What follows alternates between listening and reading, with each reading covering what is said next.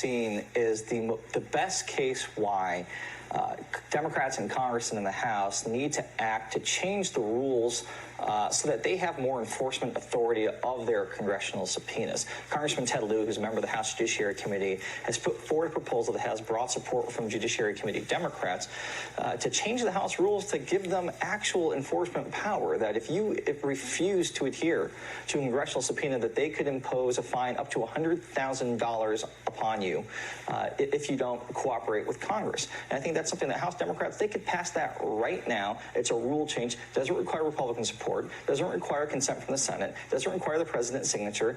That's something they need to do, because what we've seen is a failure of real-time oversight. The entire premise of checks and balances and having a co-equal branch of government is so that one branch can hold the other accountable in real time. It doesn't do you any good if that branch can say, you know what, we're going to do it the slow way. We're going to take the longest time possible. We're going to play for time. And while I agree with everybody that the decisions by the courts were a repudiation, a stunning repudiation of Donald Trump that's fairly unprecedented, it does allow the Trump administration to continue their strategy of playing for time. At some point, we all hope that we have this disclosure and this transparency, and we learn the truth about Donald Trump's finances and the broad depth and corruption of his organization. But it doesn't do the public as much good if that happens 6 months, a year, 2 years after he's left public office. These are things that we need to know right now as we ask people to make a decision about evaluating this president in just a few months.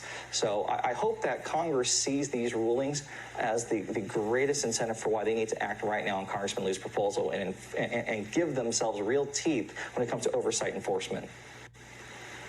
Neal, I take it from your reaction you agree with Kurt that Democrats need to be aggressive here. 100%. Kurt's words are music to my ears. Everyone should listen to this man. He's got it exactly right. I mean, look, Trump is the primary person to blame here. He's defied Congress in a way no president has, and the Supreme Court basically said that yesterday. But the House also bears some responsibility. They have not been nearly aggressive, and we're dealing with a really lawless administration. Someone like Barr, who has been doing all of these shenanigans with U.S. attorneys and stuff like that, and they've just sat on their hands and not let him testify for month after month after month. Finally, he supposedly says he's coming to testify in a couple of weeks. I'll believe it when I see it. But, Kurt's right. And the Congress has an inherent subpoena power. It's part of their original constitutional design. It was kicked in at the founding. And the House of Representatives hasn't been using it. They don't need to go to the courts. They can do all of this themselves. Kurt's laid out the way.